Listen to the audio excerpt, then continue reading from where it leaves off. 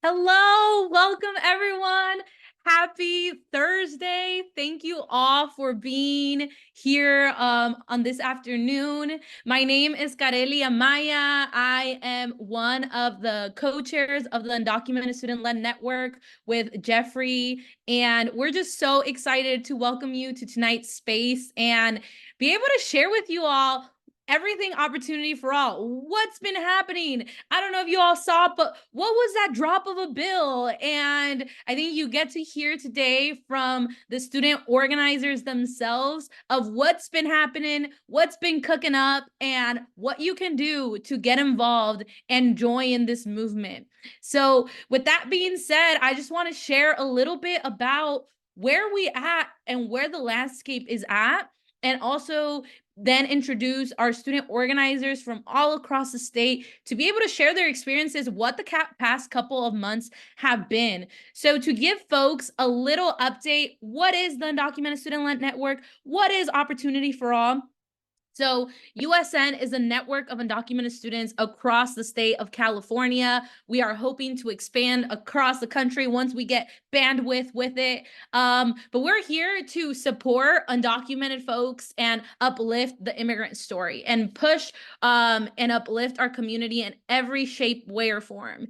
And basically, we took on the Opportunity for All campaign October of 2022. This campaign was a campaign that started primarily at the UC, where undocumented students, the Coalition for Center Immigration Law and Policy at the UCLA Law School, and the UCLA Labor Center and Dream Resource Center came together and were like, all right, DACA is hanging on a thread. Our community is on constant xenophobic attack. What can we do to provide some relief? What can we do to help our community? And that's when, the theory came to be of, the Opportunity for All legal theory, that I'll give that to Ahilan to speak on a little later because I'm no attorney, but he is. But basically, that explained that the UC had the legal authority to hire as undocumented students. So when we proposed this idea to the UC in October of 22, we first proposed the idea September, and the UC was like, nope, we cannot do employment. Undocumented students already have access to fellowships and mental health resources. And we're like, haha, you're funny. And then we came back together and we came up with Opportunity for All campaign, following the legacy of different bills that have been passed in California, like Food for All, Health for All, that were giving and advocating for resources for the undocumented community. And the reason why opportunity, it's like, we're not asking for scraps. We're asking for the opportunity to be able to apply. And if we're the best applicant for that job, we deserve it. And we started organizing at the UC. It's been a long movement where different undocumented organizers from all across the UCs and 10 campuses has joined us. And in May of 2023, the UC Regents voted unanimously agreeing, saying, yeah, we see undocumented students are being treated unequally. And yes, we need to do something about it. So they put a working group together. They were supposed to have an implementation plan for us by November 30th. And our team, Opportunity for All Coalition, we had an implementation plan ready for them. November came around and they said, no, we need more time. And we're like, okay, we'll give you more time. We'll work with you. Then January came, and that's where I will now pass the baton to my amazing undocumented student organizers that have been involved in this journey to share a little bit about their story, right? Me, myself, why I am an organizer, Opportunity for All. I'm an undocumented student. I never qualified for DACA, even though my family and I immigrated to the United States in 2003, right? And I've been barred from employment opportunities. I'm being offered a job by the UCLA Labor Center that would cover my tuition, that would give me a paycheck. But because of my immigration status, I'm being treated and discriminated on my campus because of my status. And that is unfair. And we're going to start. I'll give you guys a little bit of the agenda, what the night is going to look like. We're so stoked. If you can't see in my energy, I haven't drank coffee. I haven't even ate today, but this energy is just, I'm so stoked to see the community come together and see that we're actually, you know, fighting for good change. We are in the right side of history. So I will pass it to my undocumented student organizers. Then after that, you guys will hear from Ahilan or Rolantham, our amazing legal scholar who's going to share with us and be able to demystify some of the information that Drake shared when he gave his comment of why the UC wasn't adopting Opportunity for All, even though they had an implementation plan at their hand. Then after that, you will be hearing from Ju Hong, an amazing, just tenured, you know, retired activist that has done amazing work at his time in immigrant rights, played a pivotal role in having DACA passed. And then we'll share. If you all have seen, we went live with a little video that just summarized the experience of what Opportunity for All has been these past 2 years of organizing. And then we'll end our night with Jeffrey sharing with you all the exciting news of what got proposed today at the state legislature. So that is the plan for tonight. I will now stop talking and I will introduce my first panelist today, Yvette Contreras, a UC Santa Barbara student who will be sharing why are you part of this movement? You know, what has impacted you, Yvette? Take it away. Hi everyone. So as Kareli said, my name is Yvette Contreras, and I am a third-year transfer student at UCSB. So it's my first year at UCSB. I grew up in the Bay Area, and I went to Dianta Community College. And getting to UCSB was hard, but regardless of all the obstacles, I am here. So why I joined is because what seemed impossible in high school has always been possible.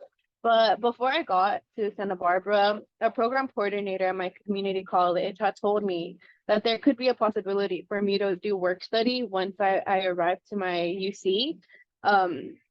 And I realized when I got here that that wasn't the whole truth when a counselor had told me that the UC Regents had yet to still pass that policy.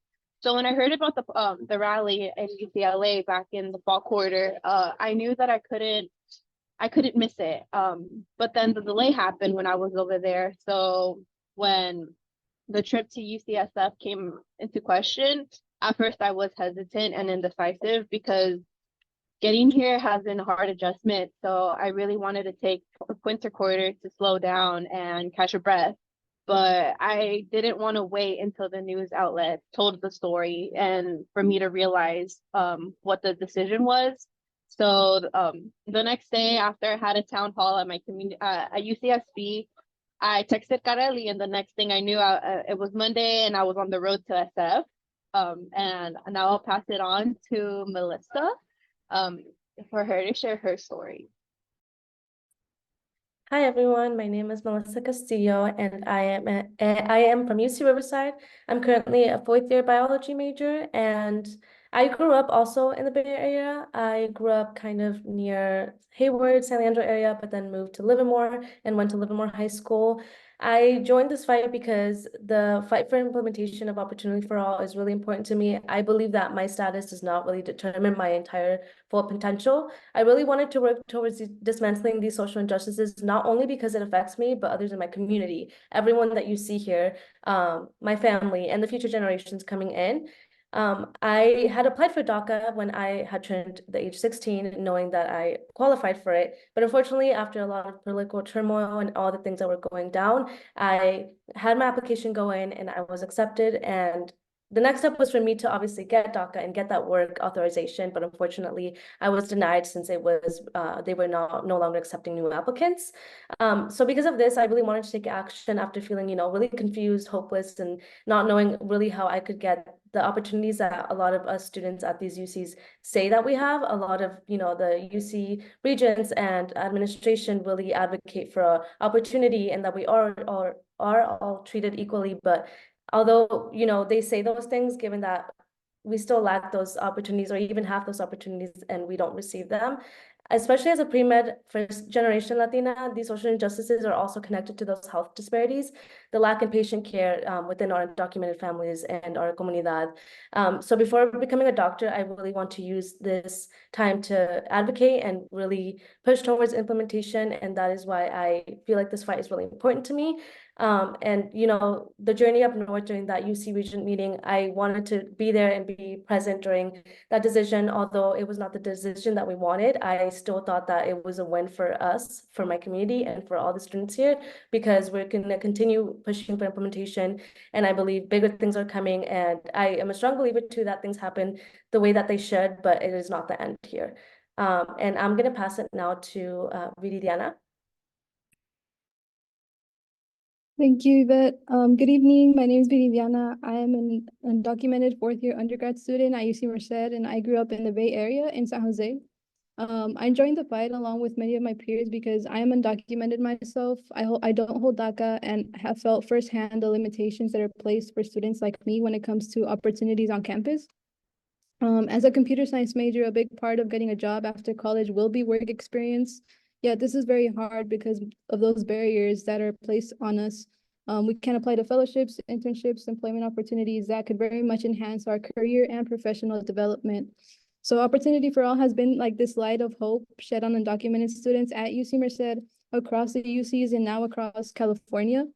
I began to be involved in the campaign around November of this past year, after I met two students from the Undoc Student-Led Network at a conference.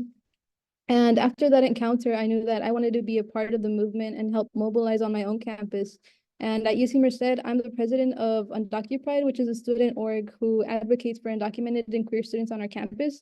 And so we started to organize different actions to raise awareness of the campaign and gain support from students, staff, and faculty. We hosted events such as public comment workshops, banner and poster making events, candlelight vigils, and we even hosted small teach-ins for those professors who let us present in their class. And this was something that we did at our campus, and many other student organizers across the state also led their own actions at their own campuses. And leading up to the November Regents meeting, when we were awaiting an implementation plan, we were able to connect more with those students and create community and be part of this student-led coalition. With the unfortunate news that there was no implementation plan in November, we were still strongly dedicated to moving forward and continuing our efforts of organizing. The Regents meeting was coming up. We held another action week leading up to it. And on Tuesday, January 24th, a hunger strike was launched. And I, along with more than 25 students across the UCs, including 3 from UC Merced, took part in this. And the reason being is because we wanted to show to the UC that the matter was very urgent, that we were willing to go hungry for days and make it clear that we were hungry for justice and equitable opportunities for all. Although this was hard, it was nothing new for a lot of our undocumented students that face food insecurities due to the same reason that they are barred from providing for themselves and aren't eligible for help such as CalFresh and like other students. And so on an empty stomach, we made the 4-hour drive, like the 3-hour drive to San Francisco. And although the news was very unfortunate, and they suspended the implementation for a year, now we are like very hopeful for like this new road to like the path to legislature, and we're very happy, and we're more energized than ever to continue our efforts and to organize with everyone. And I'll pass it on to Sylvia. Thank you so much, Vidi. Hello, everyone. My name is Sylvia Rodriguez, and I'm a 4th year at UC Davis, where I'm studying sociology and Spanish. I am undocumented without DACA because I never had the opportunity to submit my application and get it processed. My family is originally from Jalisco, Mexico, but I have been raised here in a rural and agricultural area of California. I joined the Opportunity for All campaign because I, like many of undocumented students, have had to navigate higher education, being barred from opportunities, and have struggled to sustain myself financially because of my lack of work authorization. Having gone through the consistent uncertainty and immense feelings of stress because I was not sure if I was able to afford rent or my next meal at some point, my passion for advocacy only intensified from that. I decided to channel my struggles and frustration into organizing and mobilizing for justice for my community through the Undocumented Student Network. And throughout this journey, I have been able to join efforts such as public comment at the UC Regents meetings and rallies at 3 different UC campuses, at UC Davis, at UC Berkeley, and UCLA.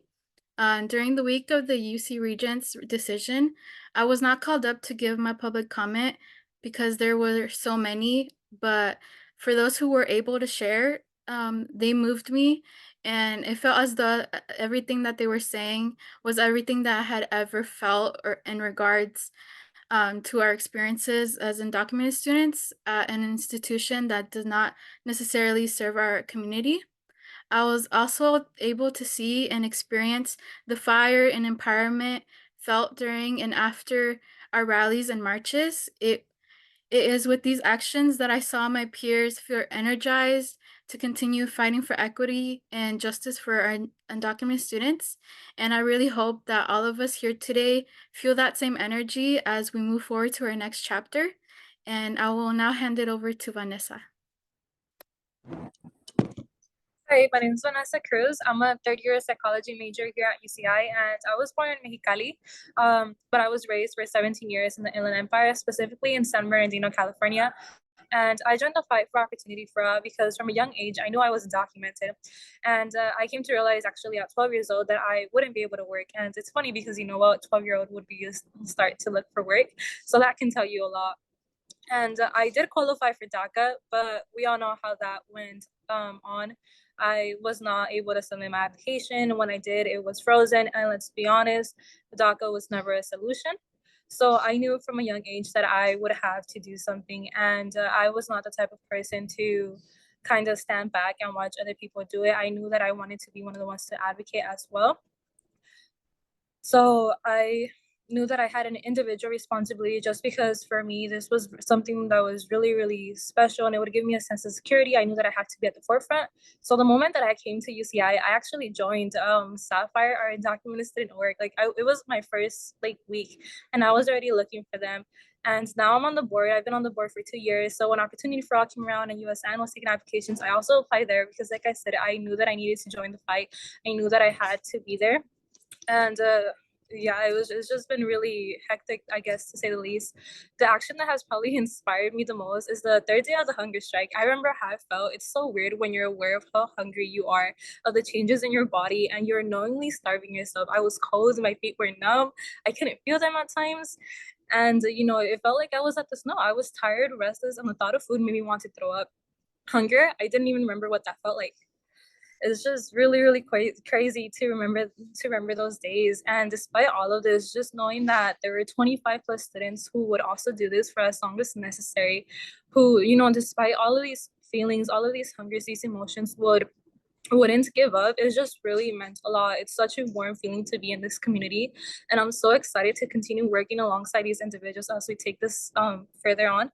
And yeah, it's just been, it's so exciting. I'm honestly so I guess happy and yeah, we're doing this and I guess I'll pass it off to Diana now. Thank you. Hi everybody, my name is Diana. I'm a fourth year at UC Berkeley, also non-DACA. And what made me join the fight is actually a couple reasons. One being that being at Berkeley was a struggle at first because there was no undocumented community here. We had an undocumented center, but it was mainly just for resources. It wasn't to build community. So I knew this would be a perfect opportunity to gain a community, even if it wasn't at Berkeley, but at other UCs, and also to combat the litigation around DACA and reclaim control over that and finally have the opportunity to challenge them like they've been challenging us. And that's why I joined. And I also wanted to really prove to myself that this is something I can do. And I really do have the opportunity to change the narrative that has been painting us to be like the bad guys here. And not only did I want to gain a community and fight for this, but growing up in LA, I was surrounded by people like me, like other undocumented individuals, and I wanted to make sure that others like me were could pursue higher education and could have that same accessibility as I have been, even more. And everything that has transpired since I joined has been a little challenging. Lobbying the UC Regents has not been easy.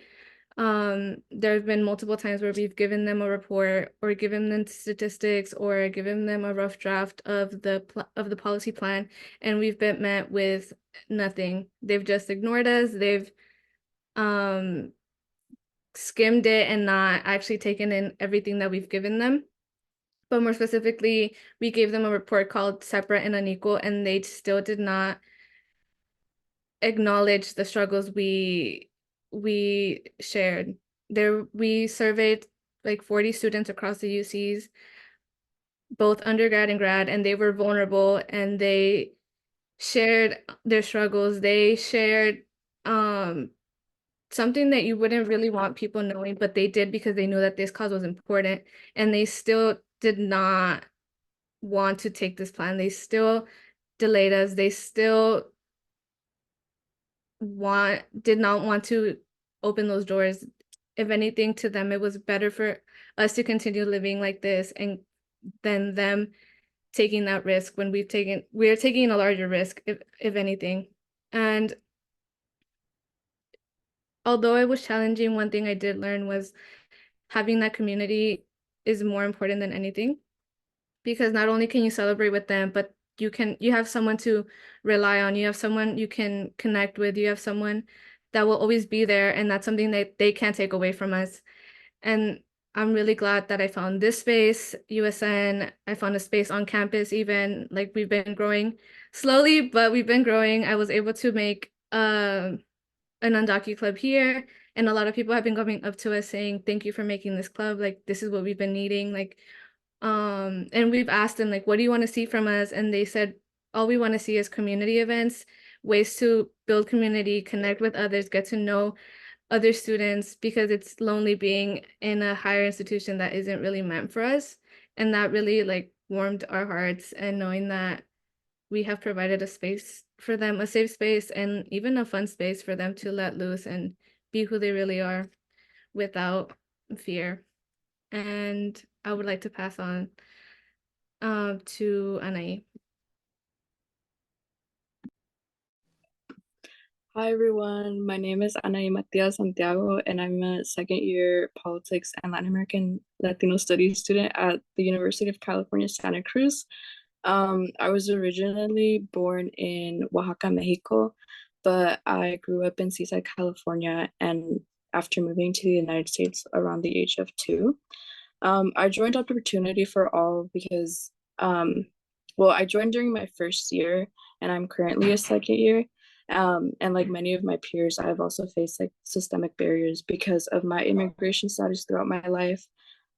During the summer of going into my senior year, I applied and qualified for LACA, but the week that I was supposed to get my biometrics done, my LACA application was frozen and is still frozen to this day, years after. And this is like the reality for a lot of students across California and the country.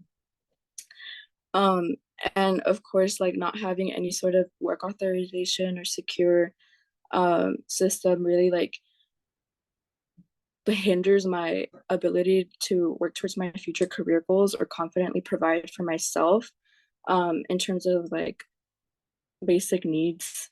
And what I saw through like Opportunity for All was like people like me like working together to break down like these systemic barriers, and it was just so motivating. And the efforts and the resilience that I found in my community is like the most motivating thing I've seen in a really long time.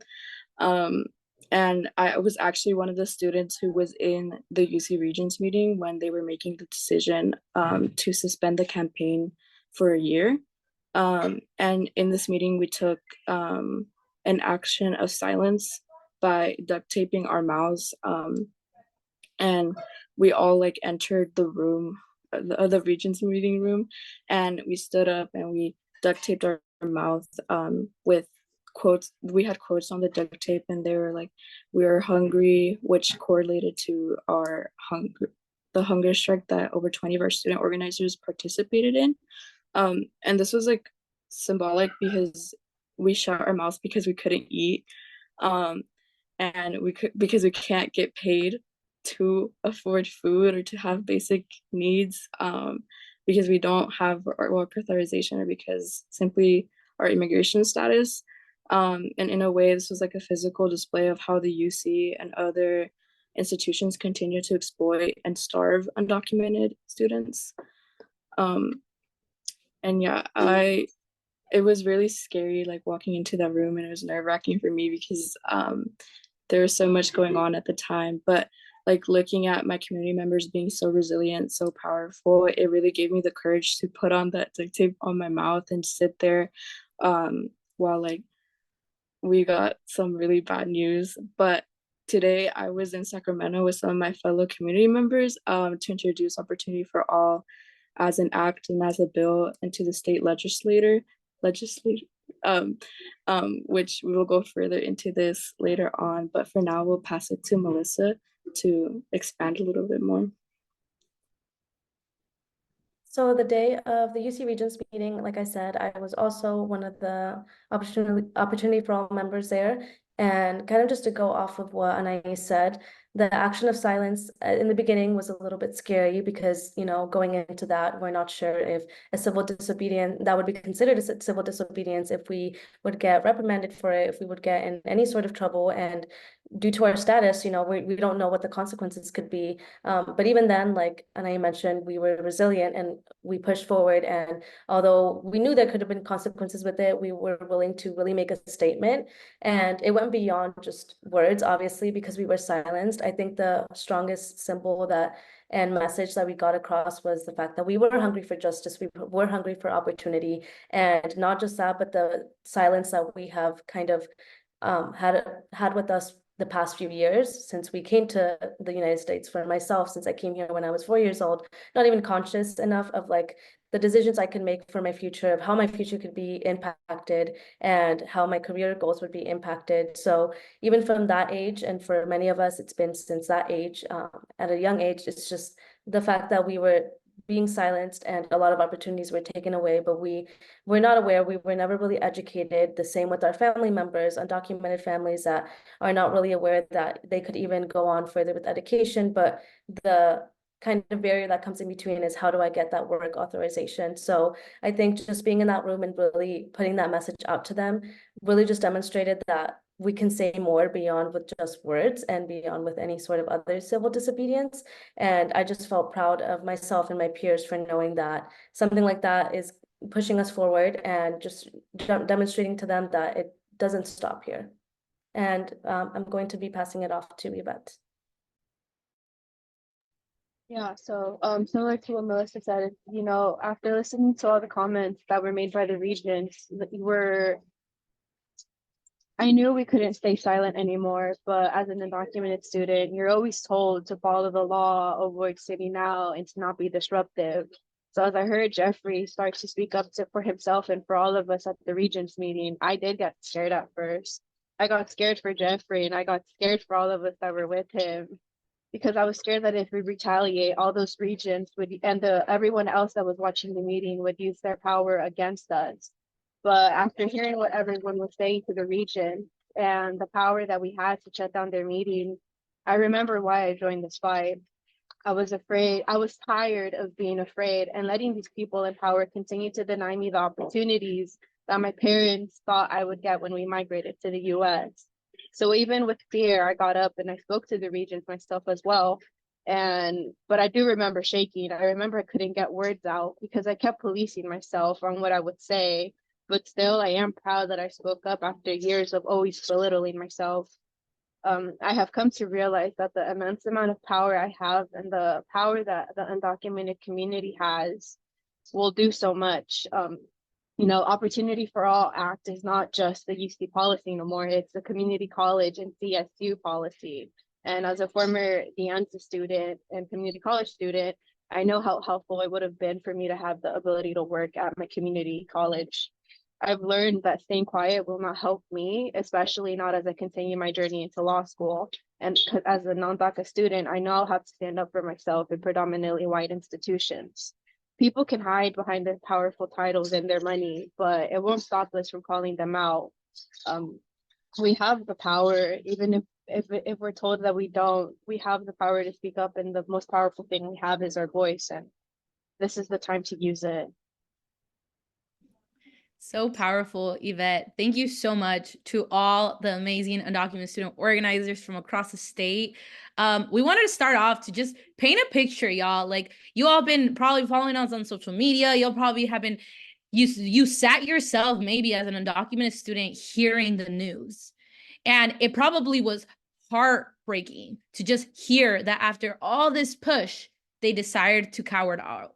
And they said all these risks, you know, but I think like we wanted to start off the teaching to share like the student stories. What was our perspective there, right? Like, what did we experience? But I hope after hearing even all the stories of the students that shared today is that we're fired up. We ready to go. Put me in, coach. We're ready to fight. And we build community. And that's what, for any undocumented student, for any person right now watching this teaching and feeling alone, feeling scared that they don't know, like, hey, I can't work. I can't do X, Y, and Z. Like, in community, everything you can accomplish. And that's what we're going to do. And that's what we're going to fight for. And next, I want to introduce our next panelist, Ahilan Arulantham, who's been our amazing legal scholar, attorney, just mentor and friend to all of us undocumented students, has really gave us a different perspective of what the law can be, of what community lawyering can look like, you know, when you're really there for the community. And Ahilan is going to tell us a little bit about the decision. What was the things that Drake said, and kind of what had our legal team provided them with to really, I think, help them out in the process of making their decision. Thank you. Sorry if there's a small person who interrupts me at some point. My co-counsel here is running around. So thank you very much, Kareli. And I definitely want to address the particular things that that President Drake said. Let me just step back a little bit and give a little context before I do that. You know, the first thing I should say is I am now a UCLA professor and the faculty co-director of the Center for Immigration Law and Policy at UCLA Law. I've been now in this position for just about 3 years. Before that, for almost 20 years, I was a litigator at the ACLU in Southern California, the American Civil Liberties Union, doing mostly immigrants' rights and some national security litigation. So I've represented a lot of people in the immigrants' rights movement now for 2 decades. And I have to tell you, I've said this before to Kareli and Jeffrey and Abraham. In this, you are the beating heart of the immigrants' rights movement in this moment. You know, the energy and the power that you have mobilized in the UC is as vibrant and powerful and also scary to different state actors as any other aspect of the immigrants' rights movement anywhere in the country. And you can see that in the way that United We Dream has been so supportive of your work. And as Abraham had said during the hunger strike, I remember he was telling me and some other people, was like, now President Drake is hiding behind President Biden to explain why you can't do this. And it is true that I think it was reported in a Politico news story that I'm pretty sure is correct, that the president of the United States was talking to the governor of California about your movement because they're nervous about it, and that is a sign, I think, of the power that you have. As you'll hear later from Ju, who is a real veteran of the DACA struggle, something very similar happened in DACA. The president of the United States then, President Obama, was talking about criticizing, being like a teacher, lecturing the people in the DACA movement before actually caving and doing DACA. And I think similarly here, my sense from the power that you have mobilized is that that you will succeed. I think that will happen because there's too much sort of moral force in what you have created.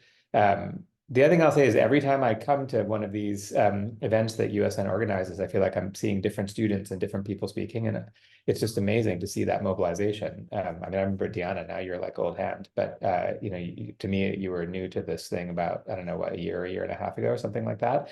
And just like that, all of you, Melissa and Vivi and Vanessa and all of you, some of you I saw at the hunger strike, but it's just incredible the mobilization that you have created. And I think that's also a sign of the power and the strength of your movement. So yeah, I've seen a lot of very powerful movements, and you're up there with any of them. It's really incredible.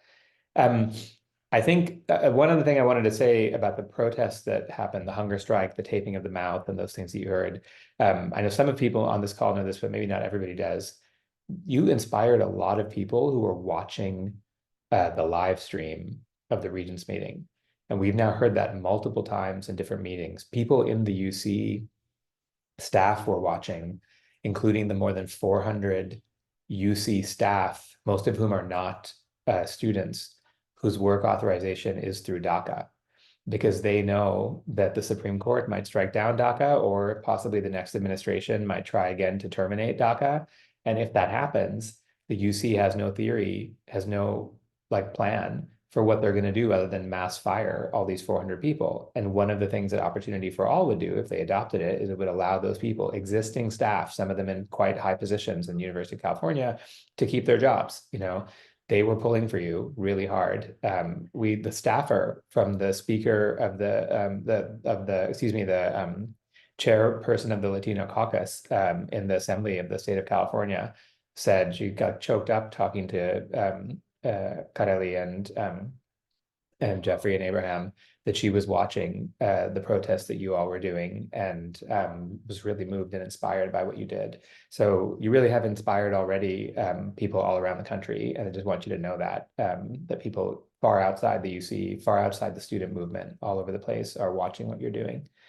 All right, to sort of get back to a little more law, you know, the background of the legal theory, I think, starts with the fact that the idea that states might be able to employ people, even though federal law in general prohibits the hiring of undocumented people, is actually a pretty old idea. It's an idea that kicked around the immigrants' rights movement as early. I mean, I was thinking about it from around the time when California, actually even before that, from when Washington and Colorado legalized marijuana, and people noted the seeming similarity. Like, here's something that appears to be prohibited by federal law, but states are taking certain limited steps, and looking at that, they're like, oh, I wonder if there's a similar structure that could be created for employment.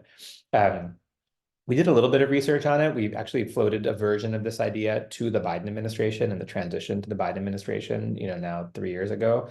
But, you know, like there's a lot of great ideas that sit out there, but legal ideas are just ideas, and they don't gain any force and even any investment for people to look into them deeply until there's a reason to do it.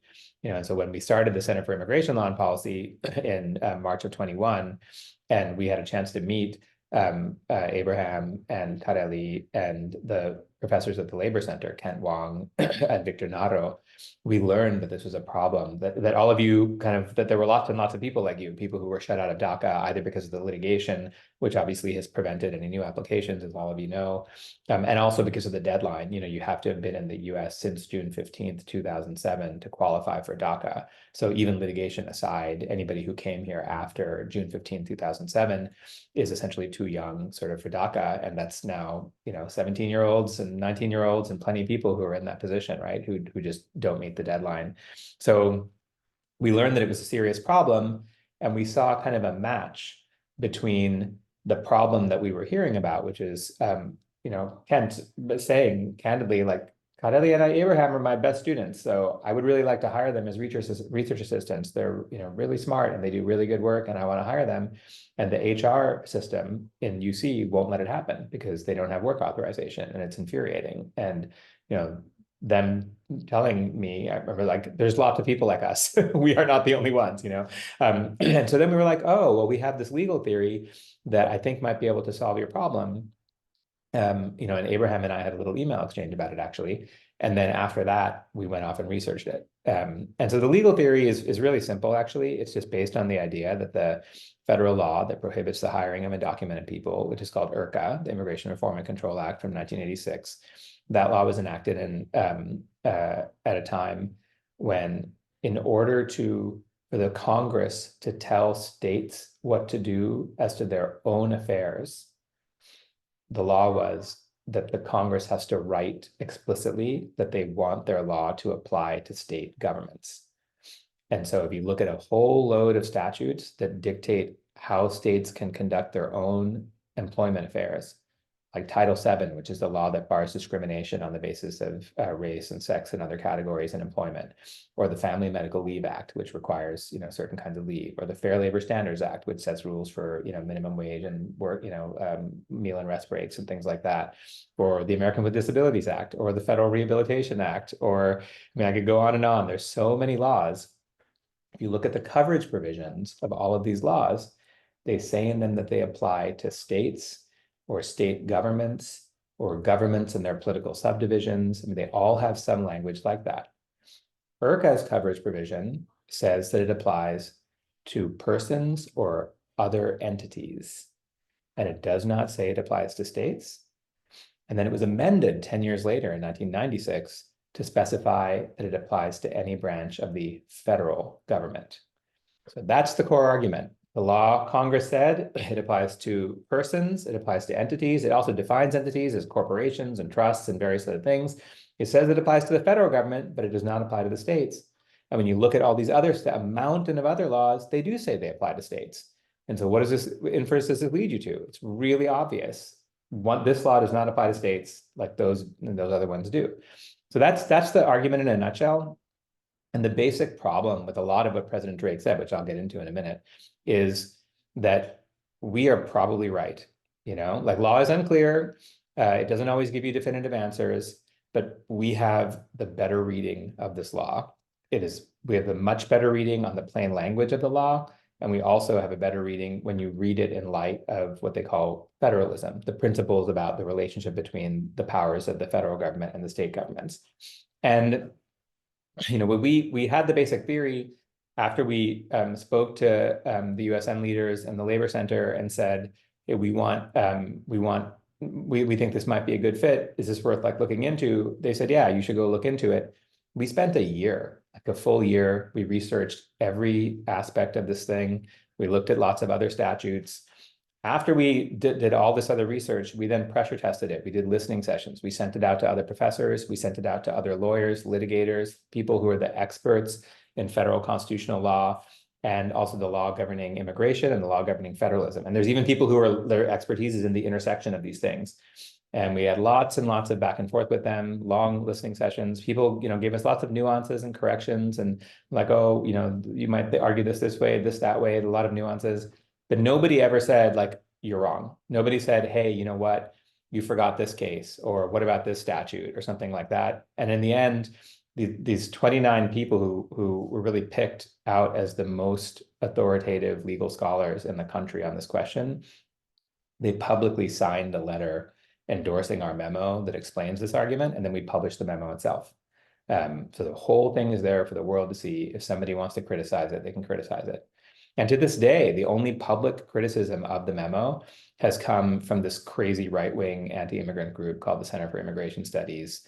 And their arguments are terrible, you know. And so, you know, that's like the first the thing I want to kind of really establish. Like, we didn't, and then when we came back to the undocumented student-led network, to Kareli and Abraham and Jeffrey, yeah, we'll drop a link in the chat for you, Edsel. When we came back to them, you know, because we didn't want to come back to them with some kind of cockamamie idea, an idea that people, when they start to scrutinize it closely, are going to say, oh, you know, your lawyers are crazy, you know. And so we did a huge amount of pressure testing for that, and we only came back because we recognized, hey, this could be a big deal. It could, you know, I'm not sure we understood how big a deal it would get, but we're like, hey, you know, this might be a pretty big deal. We want to make sure that, you know, that there's something firm to hang your hat on. And we were confident that there was. So, you know, President Drake gave several reasons for why they were declining to adopt our theory after saying in May that, as you've heard the story, in May, they were like, we're going to implement this and we're going to set a deadline for November 30th to come up with a plan. And then there was just this incredible reversal of course, right? And you might be suspicious at the outset, like, because May only happened after the campaign launch in October. It's like, if you thought there was a problem, why did you say that in May? And it suggests then that there isn't his sort of stated reasons aren't really what's going on. But let me go through those. The first thing he said was there's a lot of risk to students. I'm really worried that there could be risk to students. And in other statements, they've said students could face criminal prosecution or deportation as a result of working under this. And that is the first thing that we looked into. It won't surprise you because obviously none of us would want to be in the position of leaving students at risk. Although I also think that we have a fundamentally different approach to this than maybe some people do.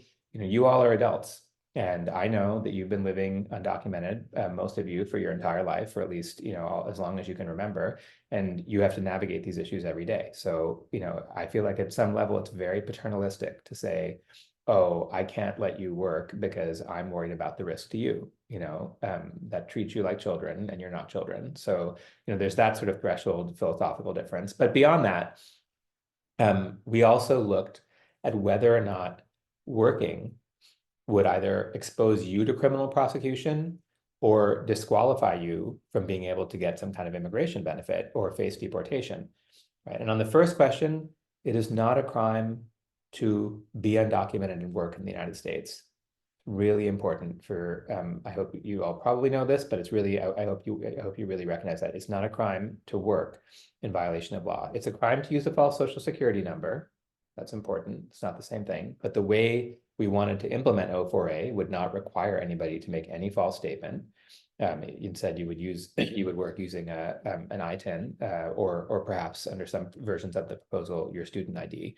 But under no version would you be working using a false social security number. And it is not a crime just to work. It's a crime to knowingly hire an undocumented person for a job for which they're not authorized to work. So if a private employer knowingly hires you for employment, not as an independent contractor, not to work in the gig economy, but as for employment, okay, that is a crime for them. But it's not a crime for you. And that difference really matters, right? So the question, is there student risk of criminal prosecution? No, there is zero risk of risk of criminal prosecution to students, so long as you don't make a false statement, don't use a false social security number, and there's a way to implement this thing to not allow that, okay? Does it put students at more risk of deportation?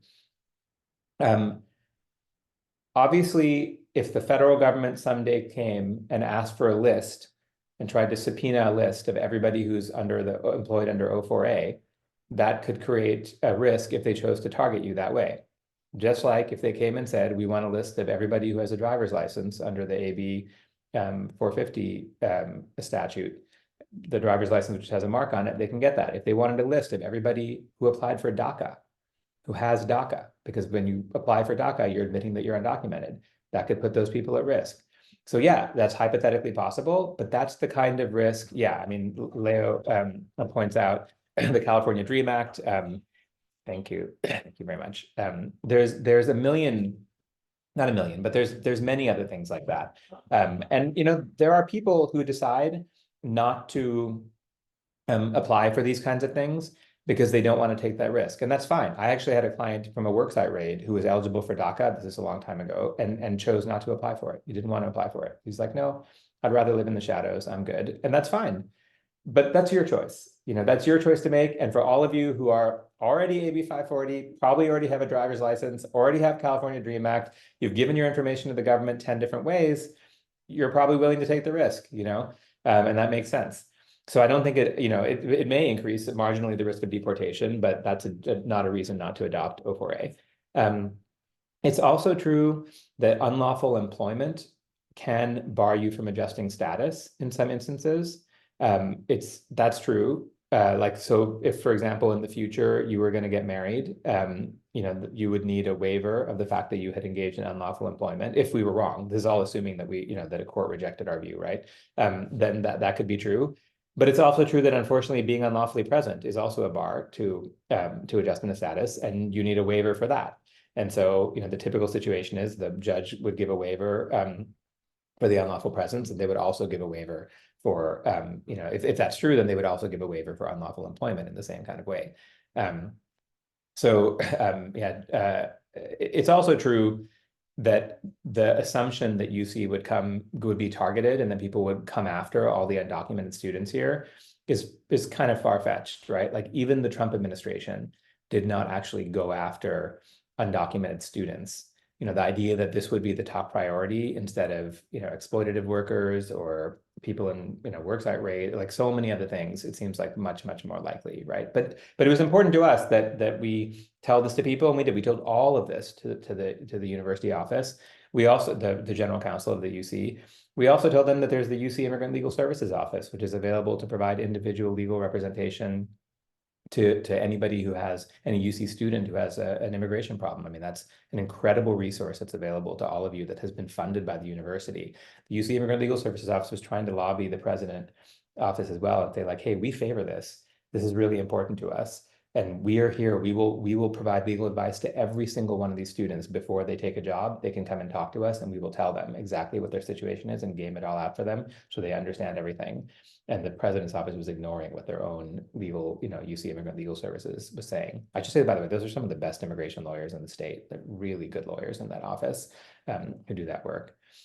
So the thing about risk to students, I think, is really not very sensible. President Drake also made some points about fearing risk to HR staff and fearing risk to the university, that their grants could be cut and things like that they could be criminally prosecuted.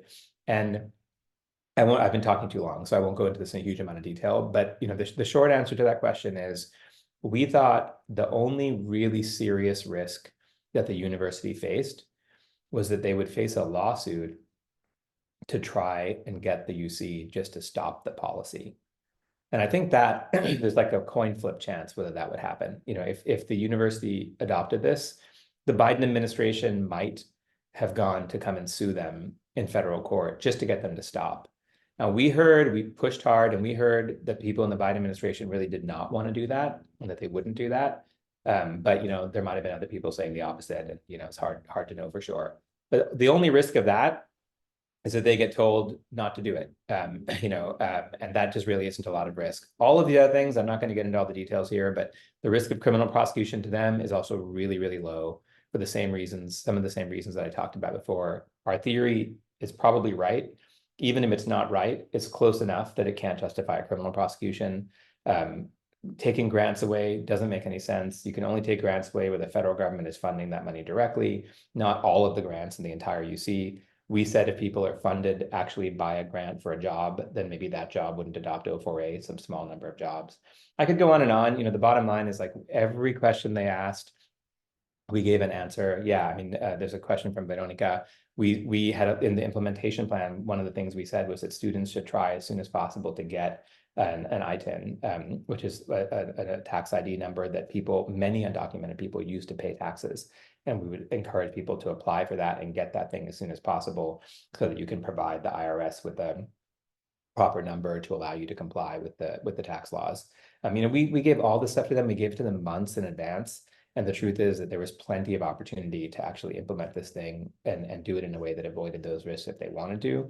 Their decision was political at the end of the day. And I think the last thing I'll say, I've talked for much too long. The last thing I'll say is it's a sign of the persuasiveness of the theory, of the power of the students for sure, but also of the persuasiveness of the theory that a number of legislators in California and other decision makers listen to this, listen to President Drake say his thing, and they're like, that's crazy. That doesn't make any sense. If they're not going to do it, we should do it. And that's the reason why what you're about to hear is that the California legislature has really been extremely interested in, some very prominent legislators interested in supporting the O4A movement. So with that, I'll pass it along. Thank you so much, Ahilan, and all the amazing analysis and I think like work, y'all. This has been like years of work. It was also Ahilan's birthday on Monday. So happy birthday of like years of advocating for the immigrant community and was able to condense it for you all, of all these lies of fear mongering from the UC. So next up, we have Ju Hong, who has been in the immigrant rights movement for a long time and has had amazing wins in his time as an advocate. So yeah, Ju, take it away. Thank you. Thank you, everybody. My name is Ju, and I'm a DACA recipient, and some people call me Tio Ju, and I'm retired immigrant rights activist, but also I'm the director of the UCLA Dream Research Center, where we manage several important initiatives and programs, including our signature program, the National Dream Summer Fellowship, the first and only national fellowship program run by and for immigrant youth, which is playing really critical role in developing the next generation of the immigrant youth leaders across the country. And in fact, this year, we will celebrate the 14th year anniversary of the Dream Summer Fellowship Program. And since the inception of this program, we have been cultivated an alumni of closer to 1,000 undocumented immigrant youth leaders nationwide. And I am so incredibly honored and privileged to work with people like Gareli, Jeffrey, and Abraham, and so many other amazing undocumented student leaders across the UC system, and who are at the forefront of the Opportunity for All campaign. And here at UCLA Dream Research Center, we work with both DACA and non-DACA immigrant youth and students on a daily basis. And we see undocumented students are struggling every day as they continue to vary from pursuing work and education opportunities on and off campus.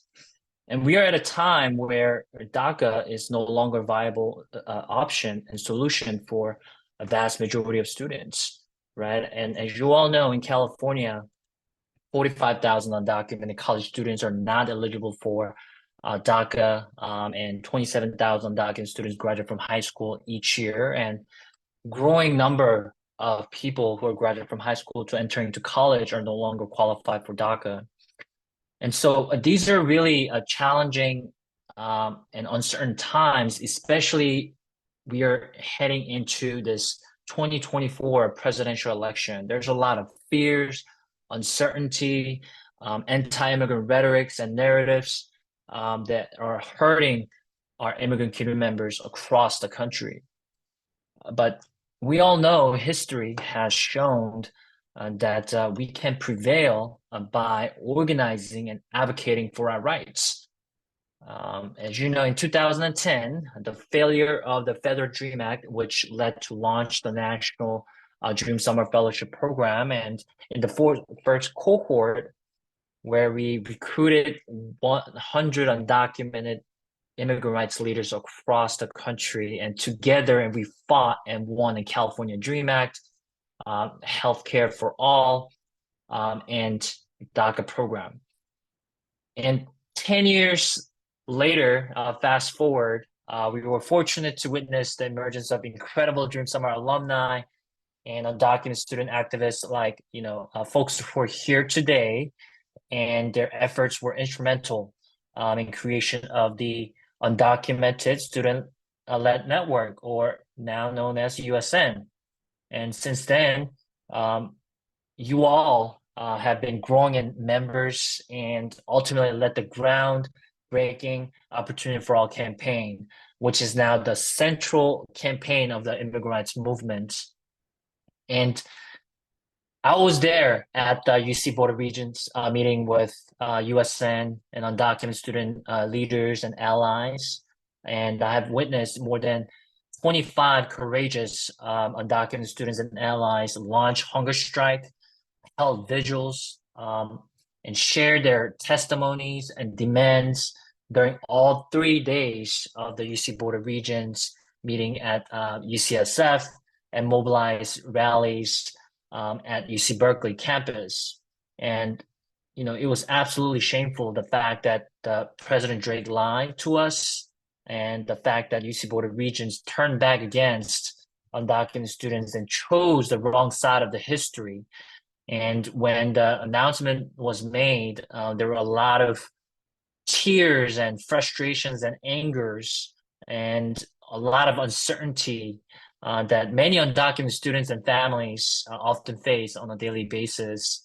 And but at the end, when they all regrouped, had a reflection, I also witnessed the moments of celebrations and empowerment, hope and joy. And I want to echo what Ahilan mentioned, right? You know, these undocumented students in USN really inspired me and so many undocumented immigrants, leaders and allies and immigrants organizations across the country through the act of courage, and really reactivated and reignited our immigrant youth movement, and raised our profile nationally and showed how far we have come. And as Ahilan mentioned, not only local and state high-profile elected officials to decision makers aware about this issue, all the way from the top, from the Biden administration, is now fully aware of the Opportunity for All campaign. And so we are excited now moving forward with the statewide legislative effort to propose a policy that would provide equal access to campus employment opportunities for all students, regardless of their immigration status. Now, not only at UC system, but also California State of University, CSU, and California Community Colleges, or CCC, campuses. And we now need to extend our infrastructure and support beyond the UC system and organizing and building within the CSU and CCC network, as well as across the entire state of California. And I want to close out by saying, time and time again, right, we have seen by coming together and organizing, advocating for our rights, not only we can prevail, but also we can forge a path towards a brighter and more equitable future. And I firmly believe that we're not only on the right side of the history, but we'll also pave the toward victory and making history and leaving a legacy for generations to come.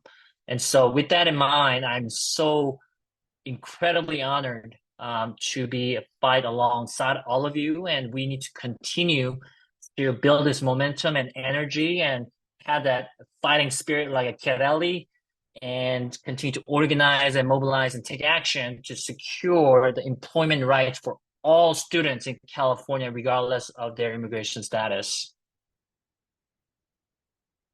Thank you so much, Drew, for those powerful words of wisdom and sharing with us. Yeah, I'm sorry we kept you a little long, but there's so much to cover. So if you could stay a few more minutes, I think we will be done very soon. Our last speaker of the night is Jeffrey Umaña Munoz, a person I get to call a friend, organizer, family, and also the other co-chair of the Undocumented Student-Led Network. So he'll share basically what's next, a call to action. And then I invite you to stay afterwards to watch the community video together of what the journey of Opportunity for All has been. So if you can stay a few minutes after, the video's 5 minutes. So after Jeffrey's done, we'll do that together. But the comments that you all have been waiting for. Sorry to have kept you so long, but Jeffrey, you want to give us the good news? What's happening? Yeah, thanks so much, Kareli. Hello, everyone. I promise not to keep you past 7:10. But like Kareli mentioned, my name is Jeffrey Umaña Munoz. I use he, him, his pronouns. I'm a current 4th year undergraduate student here at UCLA, double majoring in Chicano and Central American Studies and Labor Studies.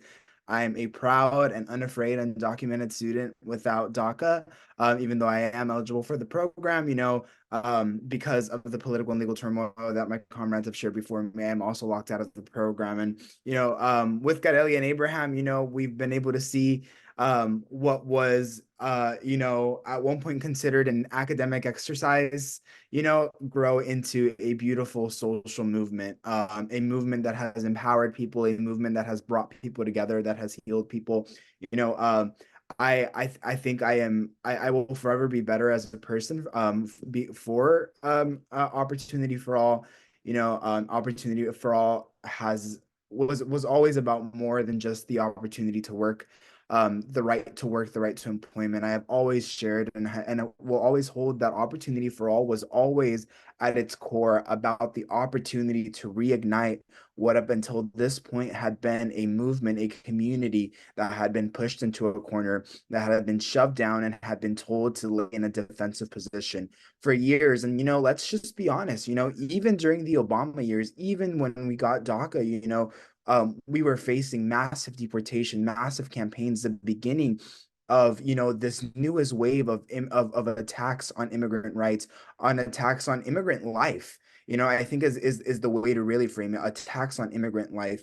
And so Opportunity for All was the first time that in years we've been on the offensive, that we've taken our power back and told people, hey, you know what, if you can use the law in Texas, in Florida, to hunt us down, to persecute us, to harm us, we can use it here in California and take it elsewhere across this country to liberate us, to empower us, to feed us, to house us, to clothe us, to educate us, to give us the tools that we know we deserve simply because of our value as humans, not because of our ability to produce, our ability to labor, not even because of our ability to sit in a classroom, but simply because we are humans that deserve equal opportunity, equal access, and equal justice. And so today, we once again reaffirmed that. I think that was something that the regions just couldn't shake. And if anything, they've only amplified it. They've only intensified the wild amount of love and care and passion that we have for each other. And they've only fired it up now to the point where now the state of California, and in fact, the entire nation, will not be able to quell the wave, the tsunami of immigrant youth organizing that is about to take hold across this country and dramatically turn the tide on what has been, years of sadness, of tragedy, of holding back. I know it might, sound a little bit too idealistic, but this night, this is the moment where you will look back and you will remember that this was the night that you chose to join the movement that would dramatically change the lives of undocumented immigrants for generations to come, not just you, but those that come after you, our parents, those that came before us. This is the night that you choose to uphold the legacy that has made it possible for you to be sitting on this Zoom tonight. And this is the night that you decide that you owe it to them out of respect. You owe it to yourself, to your family, for all the sacrifices that you have made to fight with all your might to earn what is yours, to get what you deserve. I want everyone in this community to know that we deserve this. We deserve everything we want, everything that we need. We need to take it. We need to claim it as ours. And so that is what we did today. Today we went to the steps of the state capitol. It was my first time in Sacramento. We went with a few other students and we introduced Assembly Bill 2586, the Opportunity for All Act, which is being sponsored currently led by a coalition led by Assemblymember David Alvarez of the 80th Assembly District, and also by Senator Maria Elena Durazo, a historical champion for immigrant rights here in the state of California and across our nation. I also am happy to share that today, Assemblymember Alvarez let us know that the majority leader of the state Senate, Senator Lina Gonzalez, also spoke at the press conference and is in support. And we have over 10 co-authors now. We also now know that the Undocu API caucus, which has supported us in the legislature from when we launched, is also signing on as co-authors. And so the energy is palpable. It's been palpable since January. Since the moment the region decision came down, we knew that a change was coming. We could feel the storm coming the same way that you can smell the rain before it starts pouring down. That is what we're feeling right now. This is the moment where it all begins. And so I want to send out a powerful call to every single undocumented student in the state of California and across this nation, but especially CSU and community college students in the state of California. We need you. This is the time that we need to come together and build collective power. There is so much beauty in what we were able to do when we organize together that goes far beyond what we win from any legislator, from any governor. This is about reigniting our community, about building something up, about building up a front of immigrant youth that defends our community, community, that empowers our community. You know, it is time that we take what is rightfully ours, you know, and the best way for you all to get involved is to join USN, you know, and so follow us on Instagram. That is the best way to get involved. And as you follow us, talk to other students on your campus, you know, reach out to us, send a DM like, hey, I'm ready to join the fight. You know, over the next few days, we're going to be releasing updated materials that, you know, an updated toolkit, an updated fact sheet that really moves the campaign from just being UC specific to being in this statewide campaign. And so we ask for a little bit of patience in developing those materials, but we also can't develop those materials until you join us, because only you know the experience of undocumented students at CSU and CCC. And so the same way that we have built up this campaign, this movement starting at UC, and you have felt it elsewhere, it is time that we spread that happiness, that joy, that power to CSU and CCC. And so stay up to date. Follow us at undoc_SN on Instagram. We will be sharing with you as you reach out. We will be sharing with you how you can get more involved. You know, as you reach out to us, as your student Oregon campus reaches out to us, we will start including you into our internal chats, into our internal communication channels, so you can start knowing when our strategy meetings are, when exactly, you know, we're meeting to organize, you know. And so more than anything, to get involved, you need to reach out. That is the first step. Use your voice to enter this community. And we are so ready to teach you, to empower you, to build this power with you, to own this campaign together. This campaign doesn't only belong to UC. It doesn't only belong to undocumented students. It belongs to every single immigrant in this country. And it is up to us. We are just the selected guardians that get to push it forward. So let's do it together. You know, I am so excited to join you all in this fight, you know, and I hope you all join me as well. So thank you so much, Kareli. I'll toss it back to you when a little bit over, but I think it's important. Thanks, everyone. So important. Thank you again all for joining us on this amazing, powerful teaching. Stay involved, stay grounded. I'll just play the video to end us off. So if you've seen it already, hey, you've seen it, you're on top of it. Power to you. If you haven't, stay and watch it in community together, and maybe we'll cry together. So yeah, here you go. And I'm sorry about all my screens, but can y'all hear it? Report me, no way! Undocumented and here to stay! Report me, no way! Undocumented and here to stay!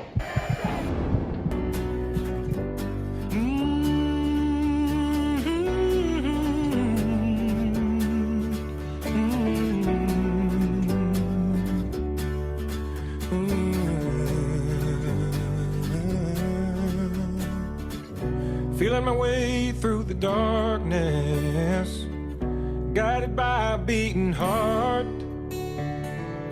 I can't tell where the journey will end, but I know where to start. They tell me I'm too young to understand. They say I'm caught up in a dream. Life will pass me by if I don't open up my eyes. Well, that's fine by me. Unstoppable, deniable, undocumented, unafraid! Unstoppable, deniable, undocumented, what do we want? If we don't get it, shut it down! If we don't get it, shut it down! When I'm wiser, when immigrant rights are under attack, what do we do? Stand up for us! When immigrant rights are under attack, what do we do? Stand up for us! And then look out into the crowd and I see a sea of students of color that have been inspired by the struggles of those that have come before them. Loud, say it clear, immigrants are welcome here.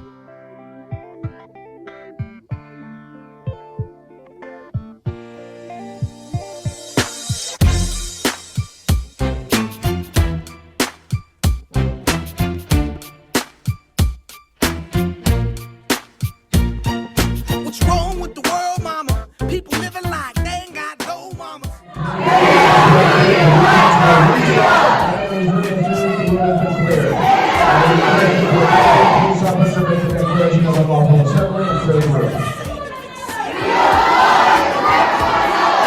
And today I want to let the public know that we are launching a hunger strike. And I don't say that lightly. We've been fighting for equitable student employment for over a year now. 25 hunger strikers. And my guts sing out a song for you all today. Can you hear them sing? Can you hear the voices of all these kids? Can you hear the sounds of living in our skin? Call us awful, call us sin, but can you hear the song of our stomachs in unison? I ask the regents, can you hear us? Are we loud enough for you? Or do you need to see the spillage of our emptied guts onto your floors for our freedoms to ring? And with those eyes, I ask that you see us, not an alien, not a crime. Let's leave the notion of undocumented altogether behind.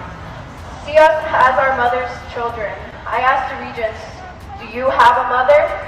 And are you her child too? And I have to wonder, what would she do if her child cried out in hunger the way that we do? Would her child The motion starve to the way suspend that we is do? approved. I hope you remember this for the rest of your life. My mother was ready when she walked across those free countries for you to sit there and tell me that I cannot do this. I earned my right here. I chose you over Harvard. After what? For you to do that to me? For you to do that to us? I'm starving. I'm gonna get starving for so long because of you. I want you to look me in the eye and tell me you're not cowards. Each and every one of you are cowards. And I hope you live with this for the rest of your life. Your parents will be ashamed. Your children will be ashamed. You are worthless and you are unworthy of sitting in that bed. You know, and it gets into this whole issue of border security. And, you know, who's going to say that the borders are secure? You've got the House and the Senate debating this issue, and it's really astonishing that in a country founded by immigrants, immigrant has somehow become a bad word. Gotta do is see the world with new eyes. Immigrants, we get the job done. Look how far I come. Look how far I come. We get the job done. Look how far I come. Look how far I come. Yay. Thank you all for staying behind and watching that with us. Oh, hello. Hi. It's such a joy to be in community with y'all and to maybe see a development of that video as we expand across California. Thank you all for joining the fight and being on this. The fight is not over. Our community just gets stronger by every day that goes by. So much love, everyone. Please take care of yourself. The community's still going. We're still fighting. Goodbye.